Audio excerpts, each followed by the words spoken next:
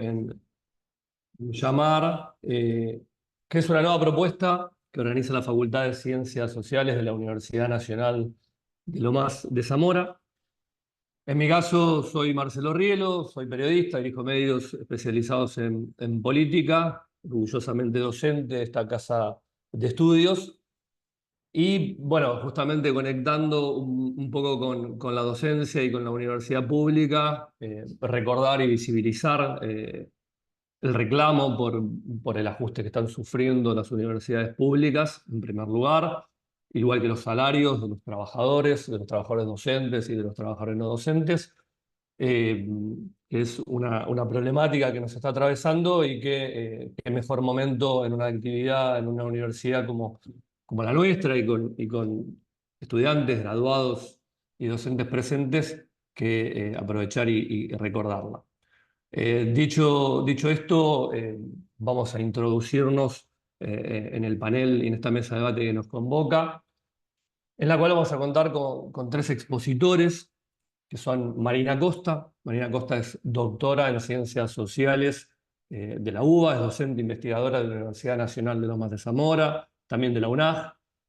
Dirige el grupo de estudios en comunicación política de América Latina del Instituto de Estudios de América Latina y el Caribe y es directora de comunicación en la consultora Analogías.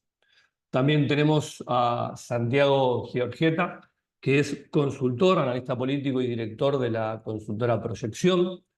Y estamos también con Julieta Weisgold, que es abogada, es periodista, diplomada y maestranda en comunicación política en la Universidad Austral y consultora en comunicación política especializada en estrategia y discurso.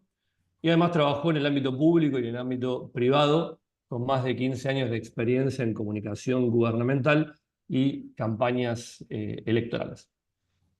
En este contexto político particular que nos acompaña, que nos atraviesa, a 8 meses ya del inicio del gobierno de Javier Milei, la propuesta en el día de hoy es recorrer eh, lo que sucede con Marina, Santiago y Julieta en la oposición, ¿no? Vamos a tratar de, si les parece a los tres expositores, de recorrer el mapa actual de la oposición, en primer lugar, hablar un poco en específico del peronismo, de sus tribus internas, que todos también queremos saber qué está pasando por allí. Por supuesto, también del caso de Alberto Fernández y la denuncia por violencia de género, que es de opinión pública y tema de actualidad, sine qua non en la actualidad. Analizar el rol específicamente que tienen en el sentido, ¿no?, de la organización del peronismo la expresidenta Cristina Fernández de Kirchner, y de ser político, meternos en el difícil ejercicio político que es hablar del futuro en la Argentina, del futuro político, y que en lo más próximo eso es las elecciones legislativas del 2025, que son mañana en términos políticos. Así que si les parece, Marina, Santiago y Julieta, arrancamos con el variopinto mapa político de la oposición en la Argentina. Bueno, no sé quién arranca, pero yo tomo el guante. Y no, primero porque tengo una sola plaquita que me sirve, no sé por ahí, Marcelo, si estás de acuerdo, podríamos arrancar con el mapa, ¿no? De la oposición en estos momentos. Y a ver si no puedo compartir pantalla, no sé quién. A ver, Jessica. Es solamente una plaquita que tengo. Ahí estamos en la habilitación, seguramente Ahí con podés, Ceci. Marina. A ver, ahí va, ahí está, genial. Bien, ahí se ve, ¿verdad? Sí. Bueno, esta placa, este gráfico, me sirve para mostrar dónde estamos hoy en términos de oposición, ¿no? La pregunta, un poco agradecer al Departamento de Ciencias Sociales y particularmente a la Secretaría de Investigación, ¿no? Por realizar esta mesa que a mí me parece tan necesaria. Seguramente Santiago, Juli van a coincidir conmigo, porque antes, cuando los convocamos para esta mesa, bueno, todos coincidimos, ¿no?, en la importancia de reflexionar sobre la oposición, eh, fundamentalmente teniendo en cuenta que estamos ante un nuevo gobierno que es totalmente inédito, ¿no?, en la historia de Argentina. Y a partir de ahí ver cómo los distintos espacios políticos se reconfiguran frente a la llegada de la extrema derecha al poder ejecutivo, ¿no? Y entonces, claro, se hace necesario ahí reflexionar sobre precisamente qué hacen los espacios políticos, qué están haciendo los espacios políticos frente al avance, ¿no?, de la extrema derecha. Hay una pregunta que nosotros hicimos en nuestro anteúltimo informe, que es: ¿a qué espacio político se siente usted más cercano o con más afinidad? Lo que vemos en este gráfico de barras es que el peronismo aparece como principal referencia en la lista de adhesiones, con 30 puntos. Con 26 puntos viene un curioso o no, ninguno. Y después tendríamos otro tercio conformado por aquellos que se definen como libertarios, y ahí también podríamos poner en ese mismo espacio a los macristas y a los radicales. Es decir, tenemos en estos momentos en la oposición una estructura de tercios dividida entre peronistas o peronismo, independientes y estos que serían libertarios, macristas, radicales.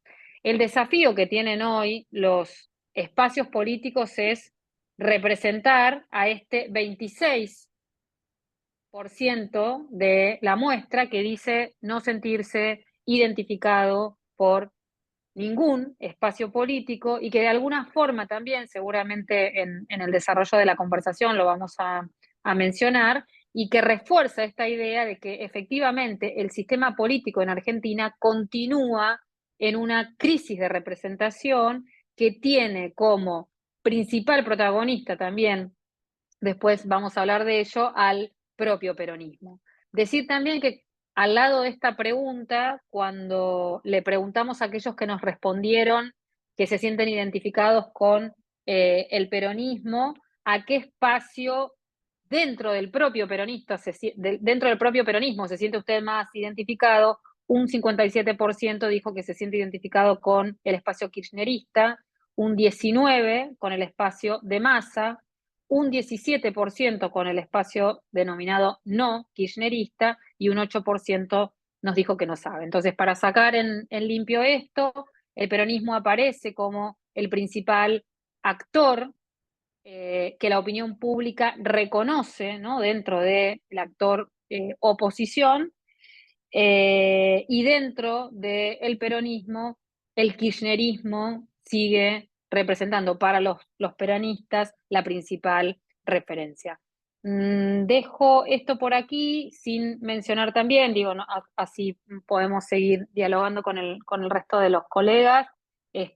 Decir también que en estos momentos encontramos un espacio opositor muy desordenado, donde los grandes espacios están atravesando sus propias internas, sus propias crisis, y en definitiva un espacio opositor que no termina de reconfigurarse y que tampoco puede capitalizar el descontento que tiene una buena parte de la ciudadanía con el gobierno.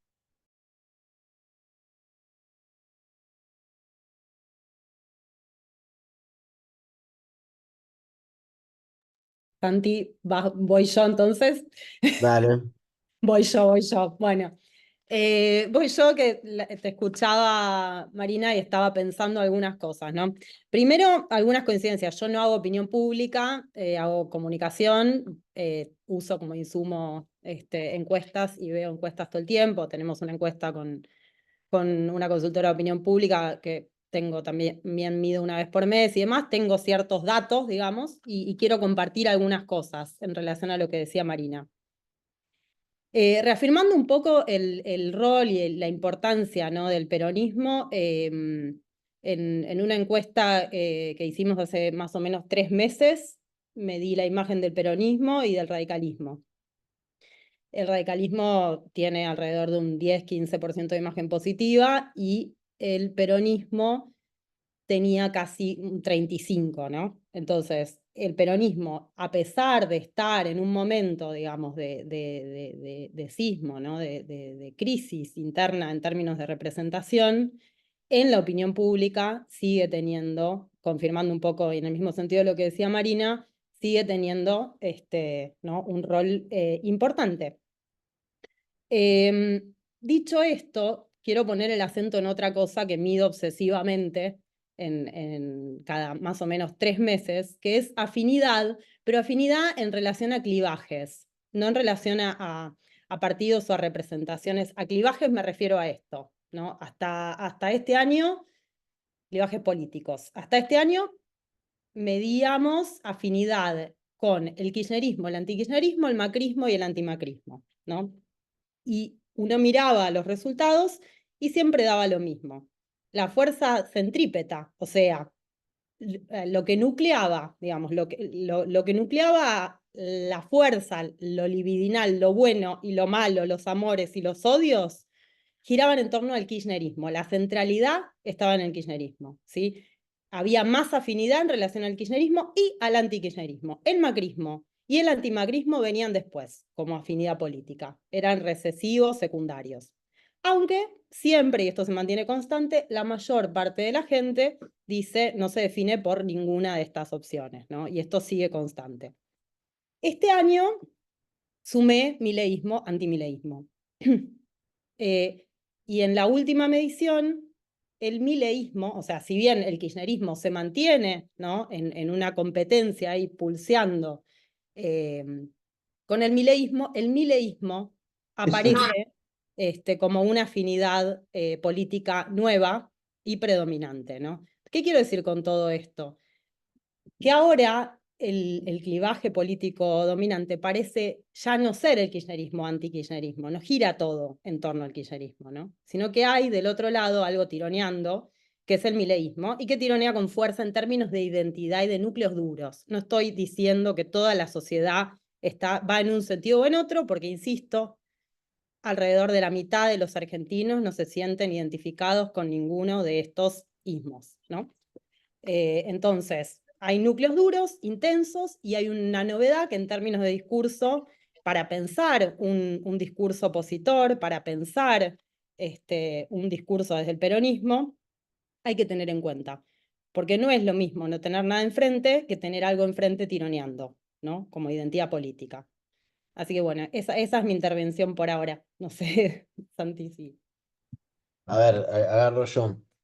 Nosotros tenemos un monitor mensual nacional, digo, de opinión pública. ¿Qué tal? Primero, perdón, buenas tardes a todos y a todas. Donde preguntamos por la referencia de la oposición. Tenemos ahí una tira de distintos dirigentes políticos.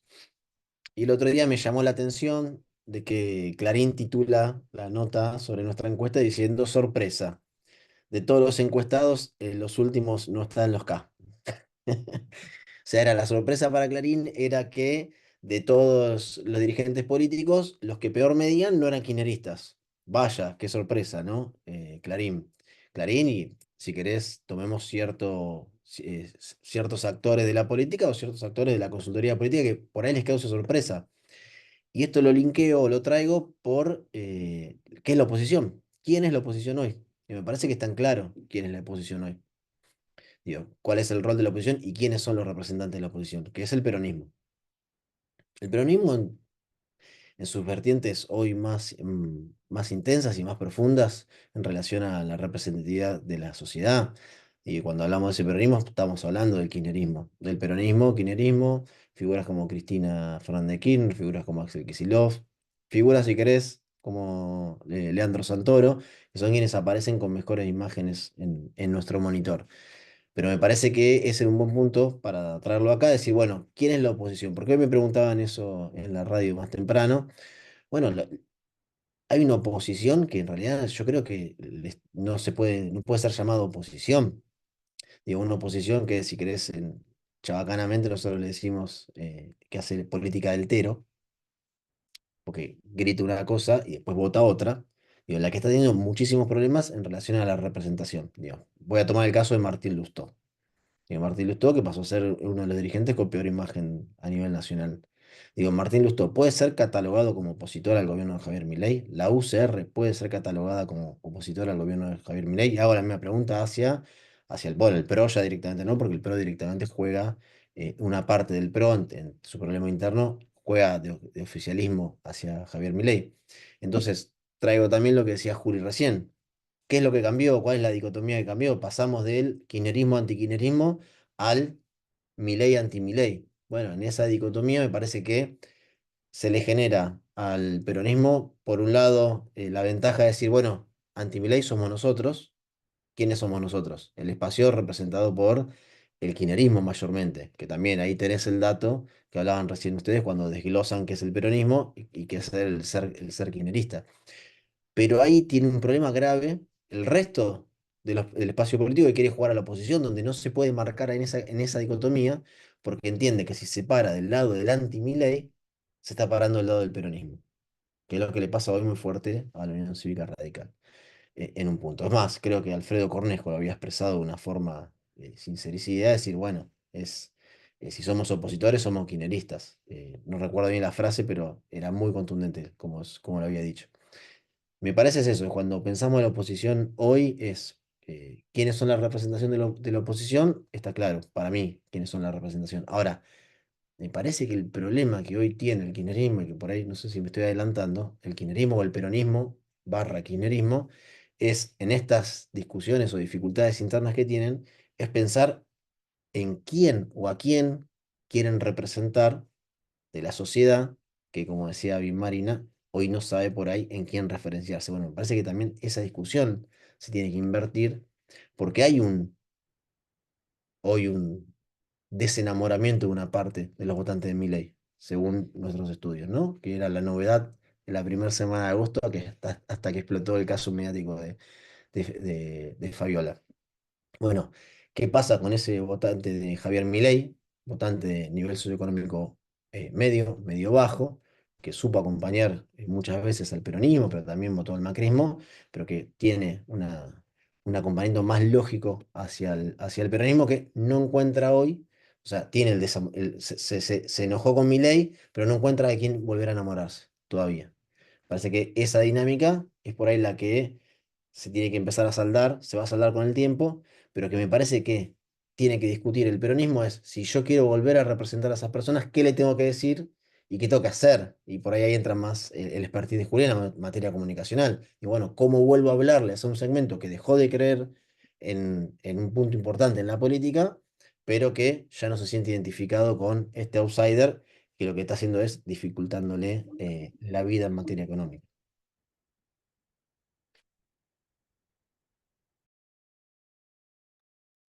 No sé quién toma la posta y se me fui de las ramas, perdón. Bueno, la tomo yo, si quieren, pero para pasarles preguntas a ustedes. Recién algo que se me ocurría cuando iba escuchando a Marina, a Santiago, a Julieta, es esta situación, ¿no?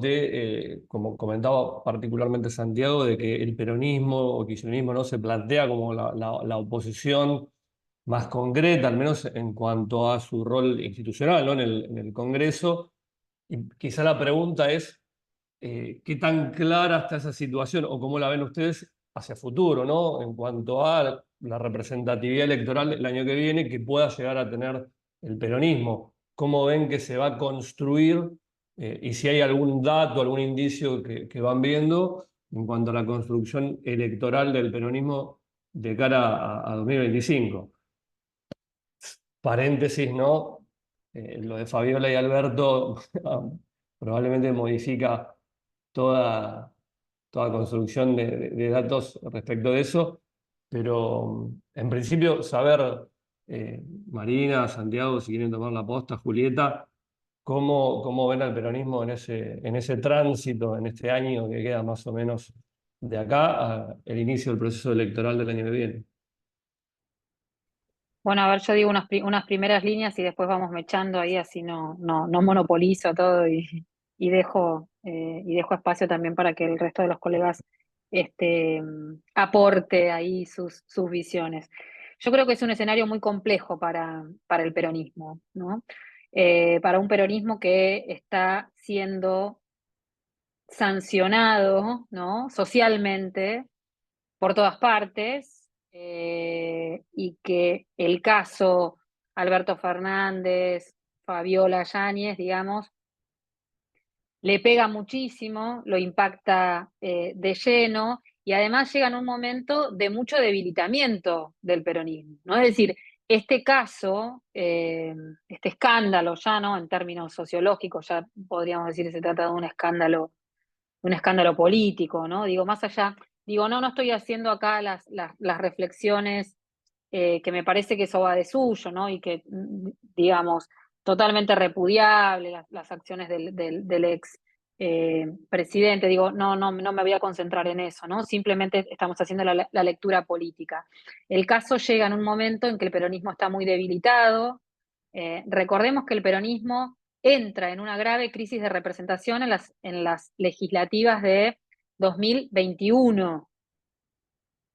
En las legislativas de 2021 hay una gran pérdida de votos.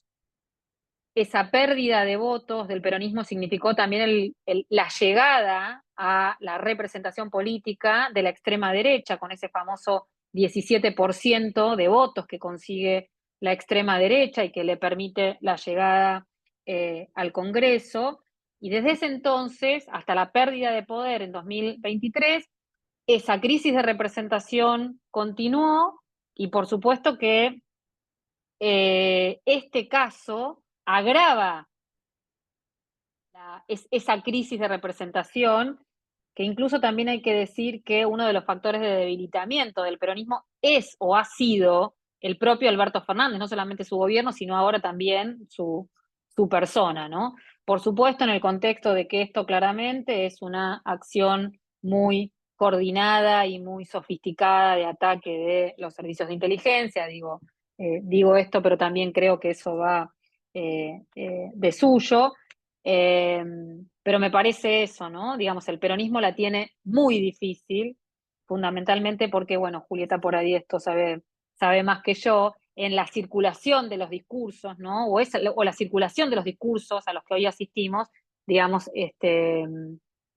hay también mucha gravedad, ¿no? No solamente son graves los hechos, sino también los discursos. Y en ese sentido, insisto, el peronismo está siendo muy sancionado socialmente. Bueno, fui aludida 2 veces, así que tomo la palabra.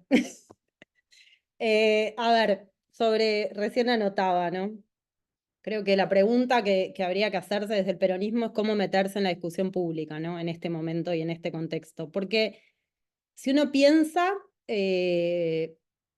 digamos, las fallas que tuvo el discurso, el discurso y la escena pública hoy están lideradas por Milei, digamos, no hay casi espacio, ¿no? A tal punto que, y bueno, esto es otro tema, pero el juicio a los que intentaron asesinar a Cristina, digamos, ocupa un lugar marginal, ¿no? Y eso tiene que ver seguramente con el rol de los medios, pero también tiene que ver con el estado de cosas de la discusión pública en general en la Argentina, ¿no? Porque más allá de los medios y más allá de la politización de la discusión, estamos hablando del intento de asesinato de una vicepresidenta y presidenta 2 veces, ¿no? Pero digo, una vicepresidenta en su cargo. Una gravedad institucional enorme, algo que está pasando desapercibido a pesar de eso. Cuando algo irrumpe en la escena pública, en la discusión pública, en contra del gobierno de Milei, irrumpe, casi diría, de carambola, ¿no? ¿Por qué de carambola? Bueno, por ejemplo, ¿qué fue lo primero que le hizo Mella a Milei, inclusive en su propio territorio, que es el territorio digital? Bueno, la marcha contra el recorte universitario, no sé si se acuerdan, pero ahí tuvo que retroceder porque ni siquiera en el territorio digital pudo ganar la discusión, y cuando en las mediciones empezó a ver que, por ejemplo, había votantes de él que estaban en contra del recorte universitario, ¿no? Y en general son cosas que uno dice, parecería que nos estamos desayunando ahora, ¿no? Con que los propios votantes de él incluso tienen posiciones contrarias. Y en la campaña, y esto seguro que tanto Santi como Marina, digamos, lo pueden hasta decir mejor que yo, pero en la campaña había contradicciones enormes entre las posiciones de los propios votantes de él y lo que Milei decía, ¿no? La disonancia cognitiva, no decían lo mismo. ¿Y entonces por qué lo votaban?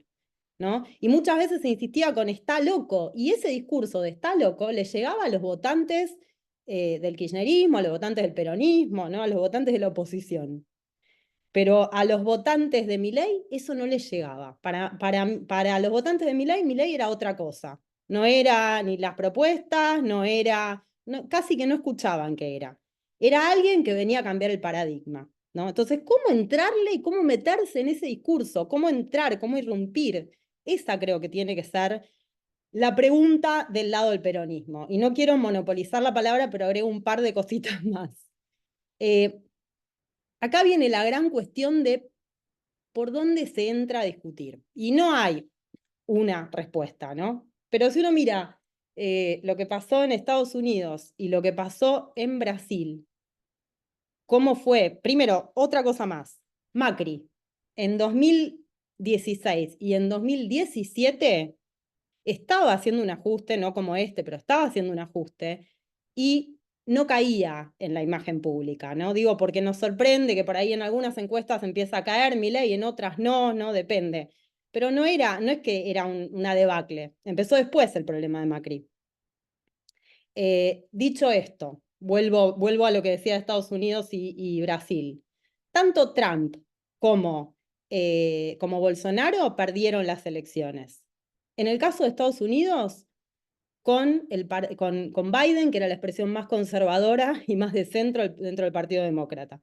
Y en el caso de Brasil, con un Lula que volvió a sus raíces y recapituló y nucleó al centro y a la derecha brasilera, detrás de su propia figura, ¿no? En ese sentido, Argentina tiene una tradición presidencialista, de figuras fuertes, ¿no? Parecería que si hay algo parecido, puede ser más parecido a la lógica de Brasil que a la lógica de Estados Unidos con un partido como el Partido Demócrata y enfrente el Partido Republicano. ¿Por qué? Porque también estoy conversando con lo que decía Santi de qué pasa con ese centro, en ese centro que siempre parece que quieren hacer y no nace. Bueno, no sé si habrá ahora o no, en la opinión pública ese centro no tiene, es completamente marginal, ¿no? Pero también va a depender de qué logre hacer el peronismo, ¿no? Qué logre hacer el peronismo en relación a sus propias internas, ¿no? Cómo puede encaminar todo eso el peronismo para ver si es el peronismo el que va a poder llevar la voz cantante, ¿no? En todo esto. Y si eventualmente va a ser en una unión con ese centro o de otra forma, ¿no? La discusión que dé no en 2025, sino en 2027, que es en donde son dos discusiones, creo, distintas también. Pero voy a parar de hablar un rato. Bien. A ver, yo ahí anoté un par de cosas que me parece que están buenas para poner en discusión. Primero, sí voy a traer, como hacer un flashback, lo que decía Juli de a quién votaron en el 2023, quienes votaron a Milei. Digo, nosotros decíamos que para la política había un Milei, pero para su electorado había muchos. No había, cuando nosotros preguntamos propuestas o las caracterizaciones de la figura de Javier Milei, era muy dispar, no había una centralidad, había diferentes cuestiones. Es más, sobre las mismas propuestas había muchas interpretaciones. Cada uno tomaba una propuesta de Milei y entendía una cuestión, cada uno tomaba la imagen de Milei y entendía una cuestión. Entonces, cuando el peronismo salía a decir, los votantes de Milei creen que van a ganar en dólares, o sea, lo que ganan en pesos van a ganar en dólares, era un error muy fuerte, porque la gente se autopercibía como lo estaban tratando de boludos, lo voy a decir así, liso y llano. Sucede.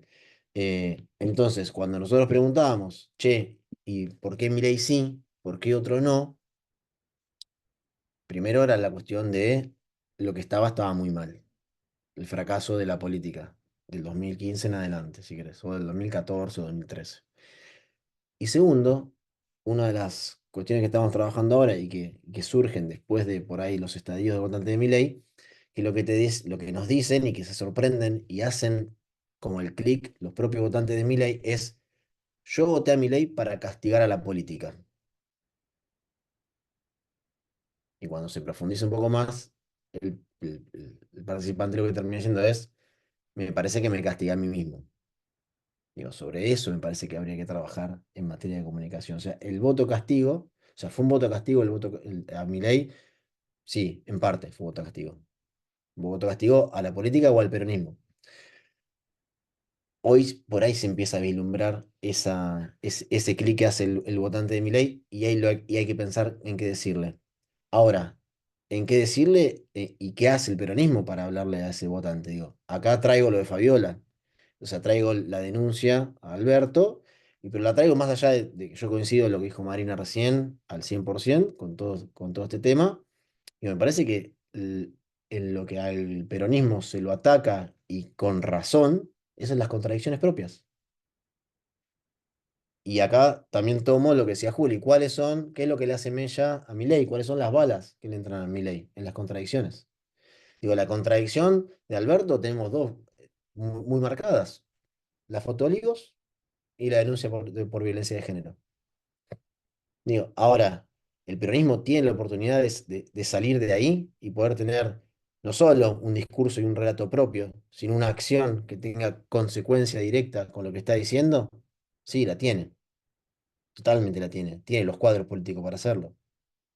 El tema ahí va a entrar la discusión que es la que decía Juli recién. ¿Cómo lo va a hacer? ¿Extremando o moderándose? Yo creo que son dos cuadros totalmente diferentes en relación a la elección a la de Brasil y a la de Estados Unidos. Primero por lo que se elige primero, son legislativas. Ahora me tomo la elección legislativa. Digo, ¿hay que moderarse ahora o hay que extremar? Digo, o sea, lo que estamos viendo en relación a los niveles socioeconómicos y todas las variables socioeconómicas que estamos viendo, ¿están peor o están mejor? Digo, todos los acuerdos políticos que hoy se están esbozando respecto a esta oposición amigable, o si querés, yo hoy le decía oficialismo crítico, que están haciendo con la Libertad Avanza, los que piensan, que dicen, no, si acá la Libertad Avanza no mide tan mal, entonces puedo hacer una alianza legislativa. Eso, en marzo del año que viene, es futurología, porque lo más probable es que, por la crisis económica, lleve a que en muchos lugares la Libertad Avanza sea la mancha venenosa. Perdón que sea tan llano. Al punto que voy, pensando en lo que decía recién Marcelo respecto a la elección legislativa, es que yo lo que creo que la elección legislativa la va a ganar el espacio que esté más unido, el que esté menos disperso. Y me parece que vamos a ir a una elección muy dispersa, con muchas diferentes, perdón, voy a mutear un segundito, con diferentes vertientes, diferentes partidos, digo que o sea, no va a haber una unión, digo, para mí, en esto, y voy cerrando, fue, Patricia Burri lo dijo y fue, me parece que espectacular, que es la unidad entre el PRO y la Libertad Avanza se dio en las urnas, después veremos los dirigentes. Bueno, esa unidad se dio en las urnas en el 2023. ¿Qué va a pasar en el 2025? Yo creo que esa unidad se va a romper. Bueno, esa dispersión, yo creo que el que tiene mayor capacidad política para tomarla es el peronismo. Habrá que ver en qué expresión, extremando posiciones o centrando. Yo entiendo que extremando posiciones, pero bueno, dejo a que me lo refuten. No, yo complementaría algo que decía Santiago, que es que no sé si lo dijimos expresamente, pero tanto en nuestros estudios de opinión, en Santiago también con algunas consultoras, coincidimos en que hoy la sociedad argentina está totalmente polarizada, ¿no? Eh, por lo tanto, lo que tenemos que ver también ahí, un poco para seguir la línea que planteaba Santiago, es, estamos asistiendo a un cambio de régimen económico que va a comenzar con un cambio de régimen monetario, como ya sabemos.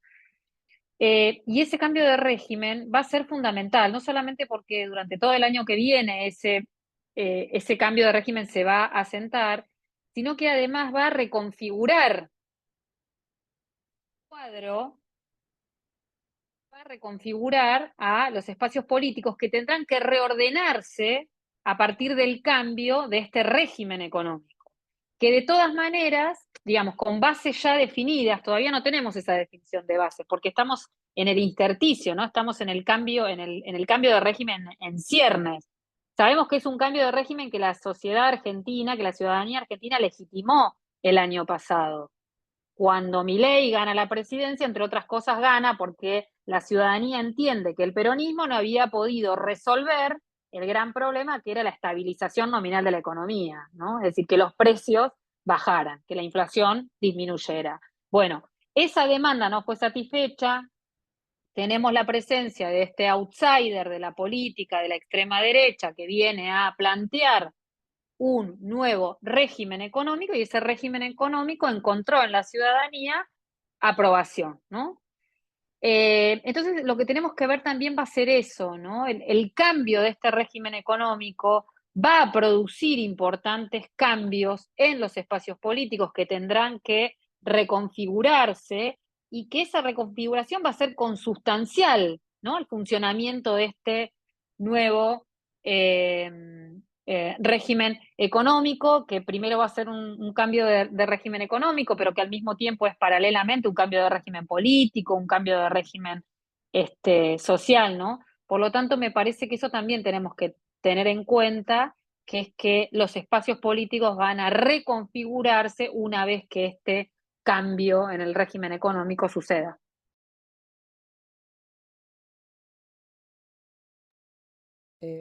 Bueno, a ver, me quedé con la frase de Santi de qué balas le entran a Milei.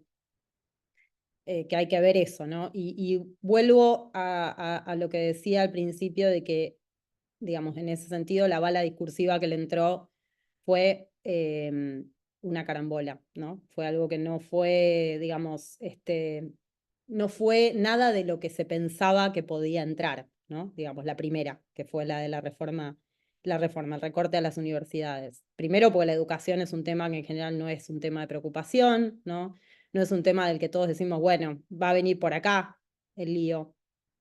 ¿Qué quiero decir con esto? Que yo creo que hay que pensar cuál es la oferta política del peronismo y de la oposición, más allá de qué balas le vayan a entrar, ¿no? ¿Qué se puede ofrecer desde la oposición y desde el peronismo? Y en este sentido, y un poco también tomando algo de lo que decía Marina, ¿no? De que va a haber una reconfiguración en general. Estamos, de hecho, en un proceso de reconfiguración bastante grande del mapa político y social también. Pensar un poco eso, desde dónde, no sé si se escucha el ruido de fondo porque están taladrando arriba, ¿no se escucha? Bueno, a mí me está taladrando el oído, mejor que no se escuche. Bueno, pensar un poco desde dónde construir esa oferta, ¿no? Y si Milei lo que fue un cambio de paradigma, ¿no? Y muchas de las cosas que decía Milei, como por ejemplo el ajustazo, ¿no? Que prometía, y un montón de promesas, no sé, el recorte, muchas de sus propios votantes no estaban de acuerdo y aún así lo votaban, empezar a pensar que tal vez la oferta no es algo nominal, no es una respuesta nominal a los problemas de la gente, ¿no? No es, bueno, el problema es la inflación, entonces tenemos que hablar de inflación, ¿no? Tal vez lo que se espera es un poco más, o por lo menos es otra cosa. Cuando digo oferta me refiero a eso, ¿no? Está descentrado, no está exactamente en el lugar de la demanda, la oferta. Eso.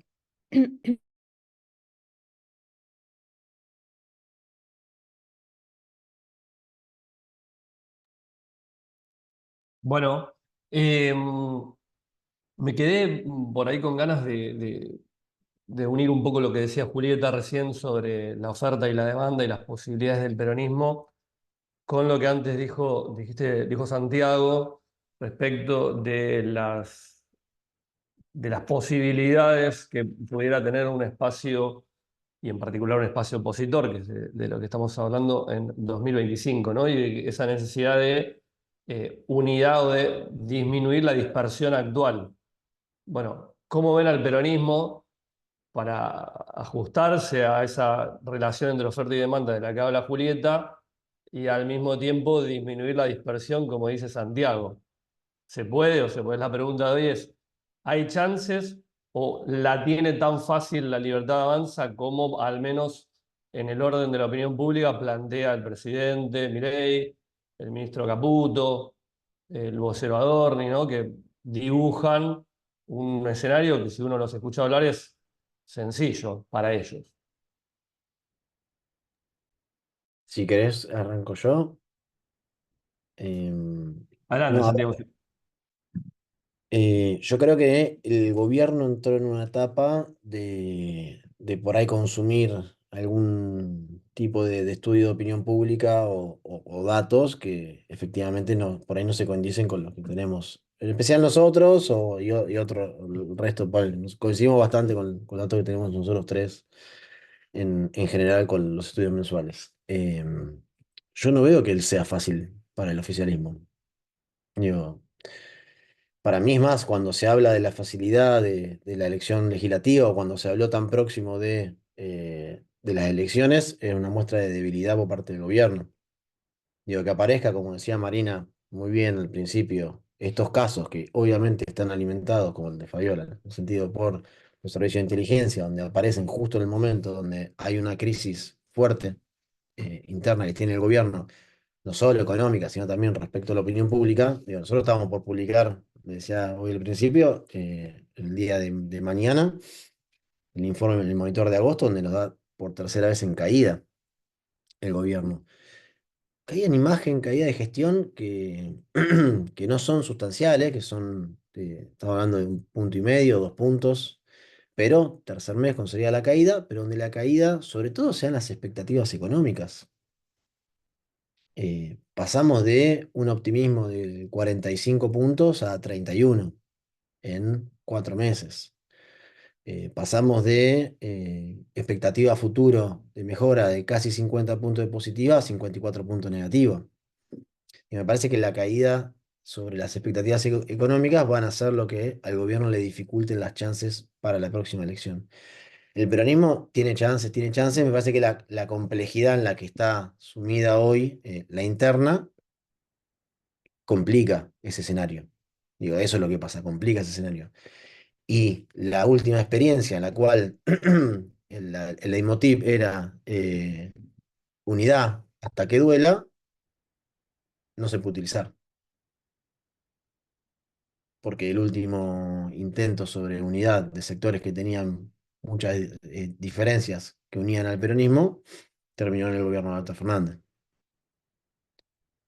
Principal responsable de que hoy Milei sea presidente. Digo, esto, yo no tengo ninguna duda. Entonces, esa complejidad es la que hace que decir, bueno, ¿qué chances puede tener el peronismo en la elección legislativa? Digo, va a estar en una elección legislativa más cerca de lo que obtuvo en el 2021, que Marina nombraba que fue el principal quiebre entre la sociedad y el peronismo, donde obtuvo a nivel nacional 30 y pico de puntos, 30 y corto, no me acuerdo exactamente. Ahora, ese número, yo la pregunta que me hago, 30 puntos a nivel nacional, ¿cómo te deja parado en un escenario de dispersión? Y me parece que chances hay. Me parece que lo que va a haber es necesidad de voluntad política por parte de estos sectores, de entender la situación en la cual se encuentran, de entender la situación en la cual se encuentra Argentina y el camino que puede llegar a tomar el país. Le cedo la palabra a quien quiera.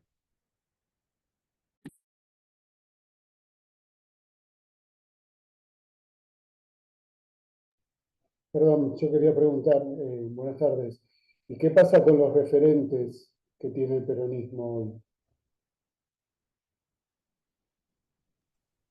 Bueno, voy yo. Yo creo que, hola, Adrio, Eh, ¿cómo estás? Yo creo que las dos figuras sobre las que orbita hoy el peronismo claramente son Cristina Fernández y Axel Kicillof.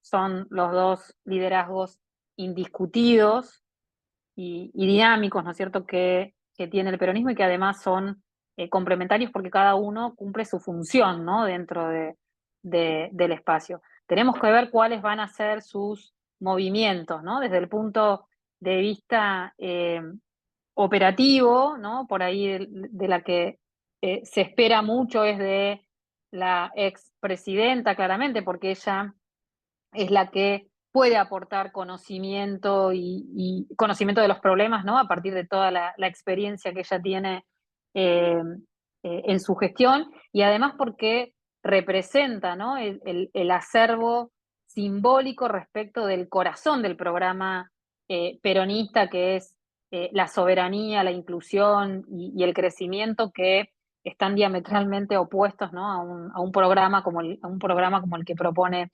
la extrema derecha.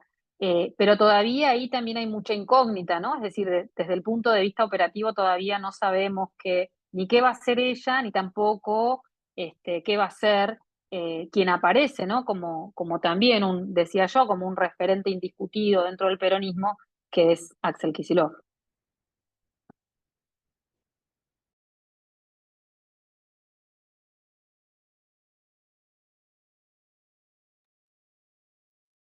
Bueno, si les parece, por ahí hubo comentarios al respecto, pero un sector que nos quedó un poco por fuera dentro de la oposición, ¿no?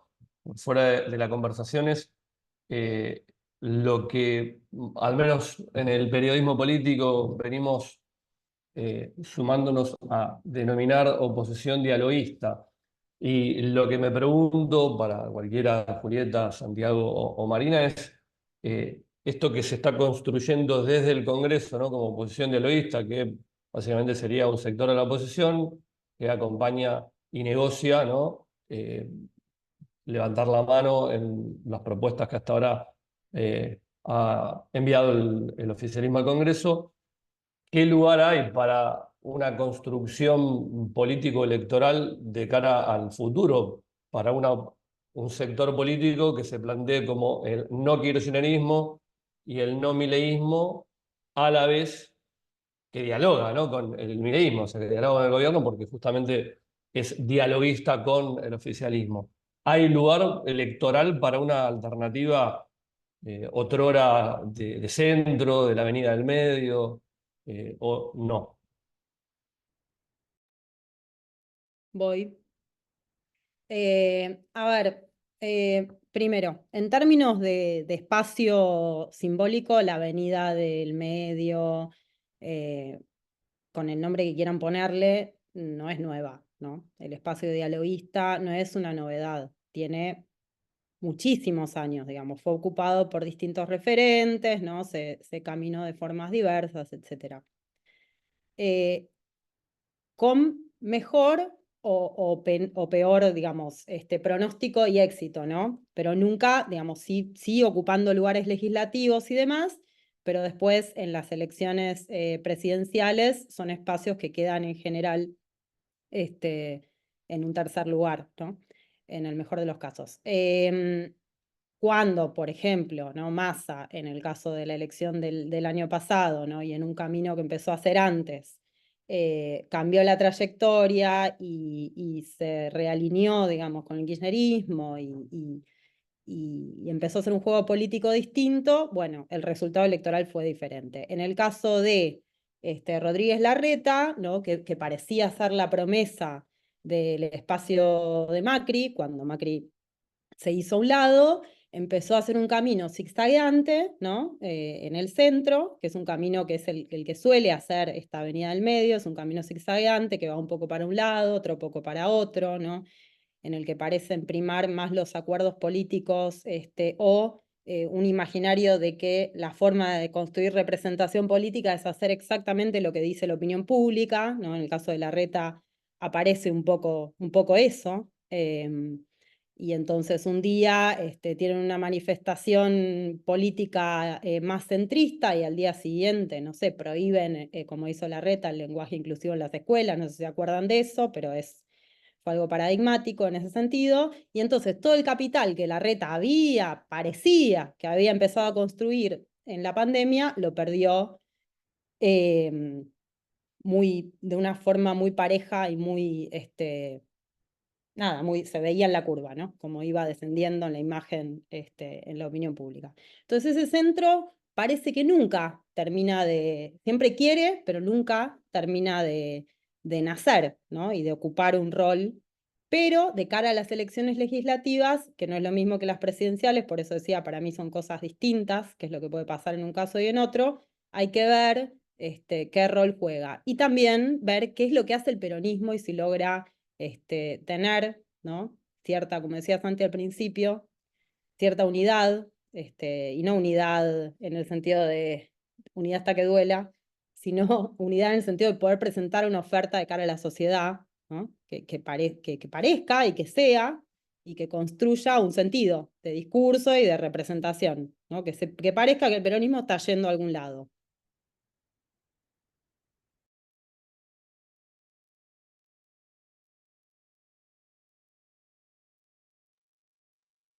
Si les parece, hacemos una más que tenemos por ahí y nos queda un espacio opositor y ahí ponemos signos de pregunta, que es, si hay lugar para una construcción conservadora, de derecha, liberal, alternativa a la libertad avanza, que aparentemente es entre lo que busca construir el PRO en la actualidad, ¿no? Con la reconfiguración del liderazgo de Macri, de Mauricio Macri, ¿no? No de Jorge Macri, de Mauricio Macri, en oposición a la idea que citaba hace un rato, creo que Santiago, bueno, de Patricia Bullrich, ¿no? Y esto de no existe más el voto del PRO, ya lo tiene la Libertad Avanza, vénganse para acá.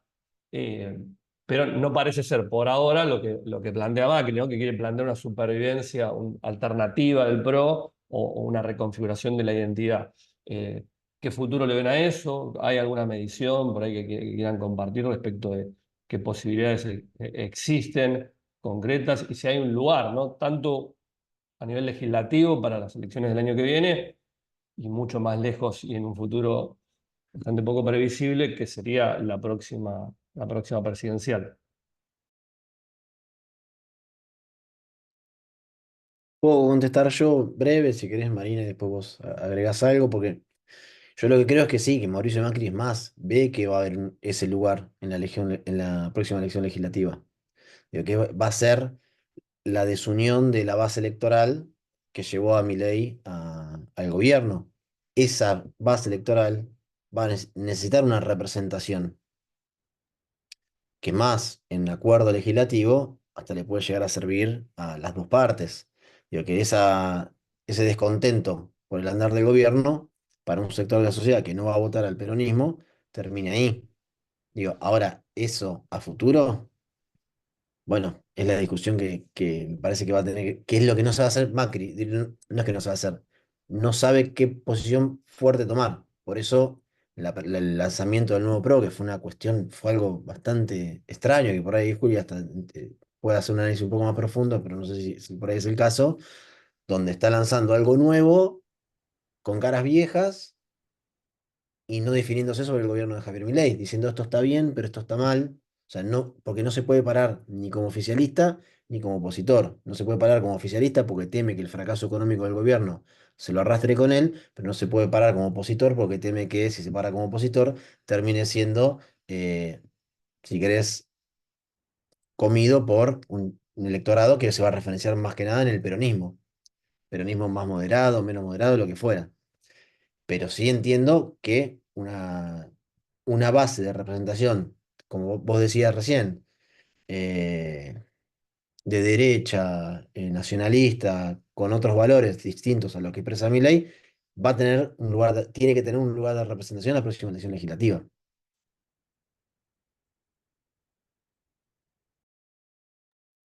Sí, no puedo agregar mucho porque estoy en coincidencia con lo que dice Santiago, así que sería como redundar, sí, agregar esto nada más. Hemos visto a un PRO muy errático en sus movimientos, ¿no? O sea, como decía Santiago, no sabiendo si están adentro, si están afuera, ¿no? Y decir también que el expresidente Macri tiene una imagen negativa muy alta dentro de la ciudadanía, y eso hace de alguna forma que, bueno, por ahí también digo, cuando ocurra este cambio de régimen que va a ocurrir próximamente y que va a definir nuevas bases, seguramente, o que va, sí, donde las bases van a estar más definidas de lo que están ahora, seguramente también ese cambio produzca la emergencia de nuevos liderazgos, ¿no? Claramente siempre todos los espacios tienen sus referentes. El problema de Macri es que tiene mala imagen, sí, su imagen negativa es muy alta. Entonces hay que ver ahí también qué sucede con la emergencia de nuevos liderazgos que seguramente son necesarios para poder oxigenar un poco, ¿no? Este viciado sistema político, ¿no? Que tiene tanto olor a crisis de representación.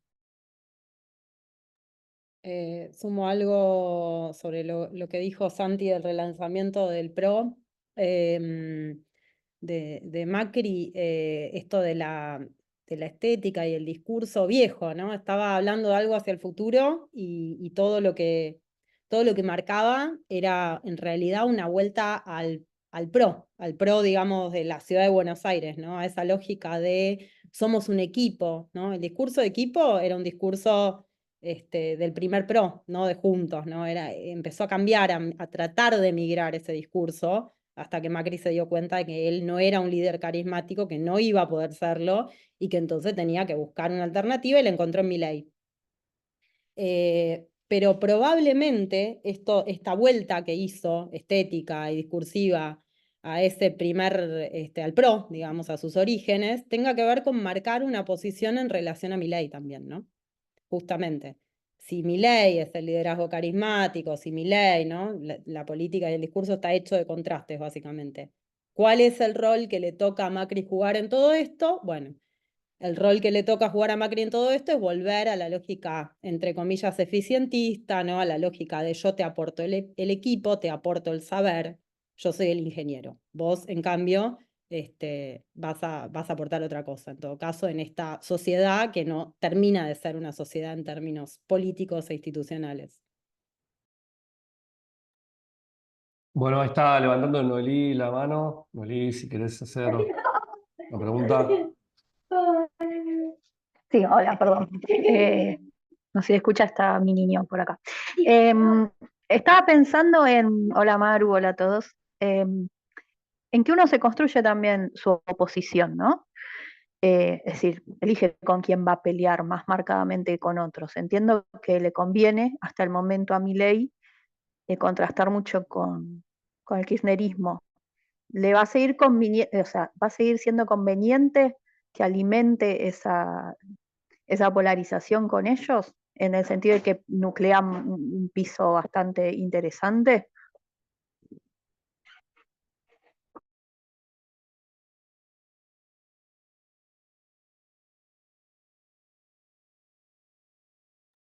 Ay, nadie se desmutea, Estamos pensando. me obligan a desmutearme Si a no me mí. quieren contestar, no me contesten.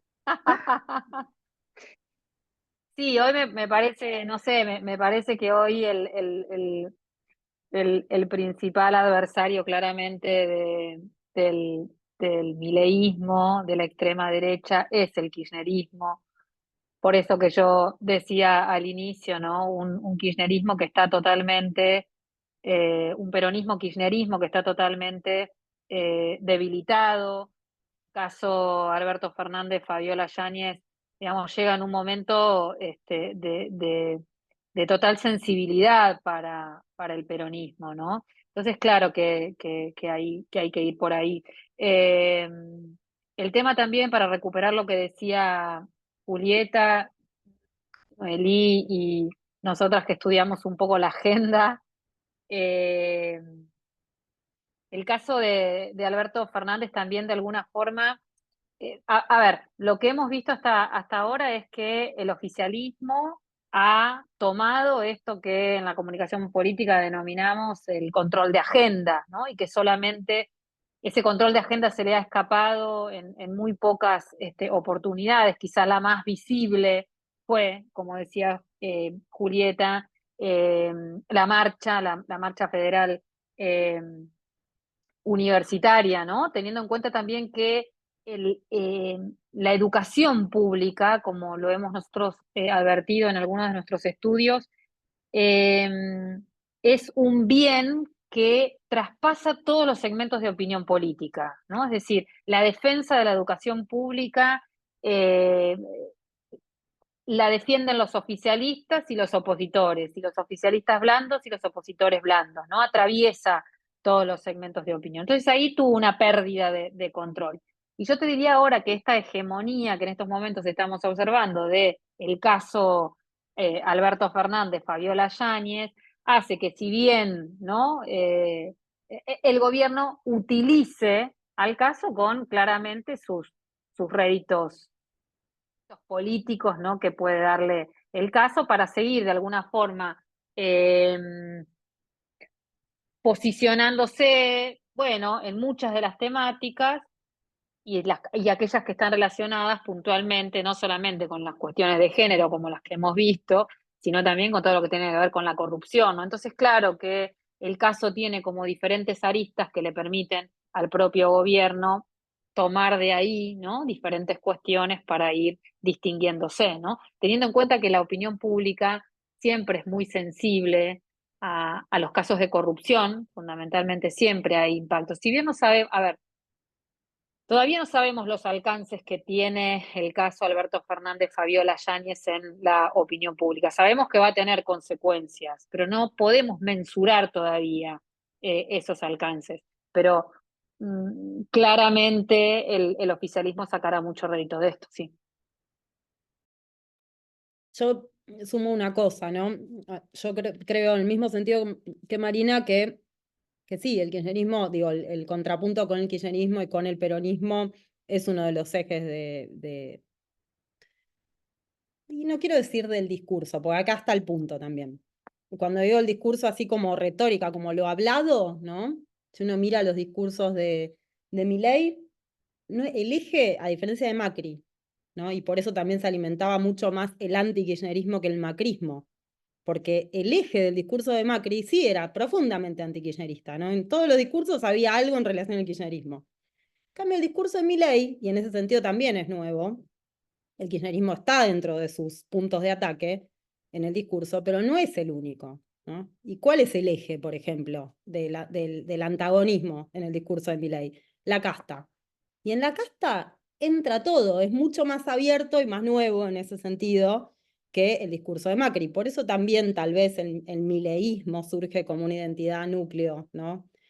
Como una identidad política que tiene su núcleo duro también, ¿no? También corre un poco el eje en ese sentido y en los hechos termina poniendo agenda que apunta contra el kirchnerismo, más allá de lo retórico y de lo discursivo. Y ahí hay una complejidad también mayor que la que tenía el macrismo.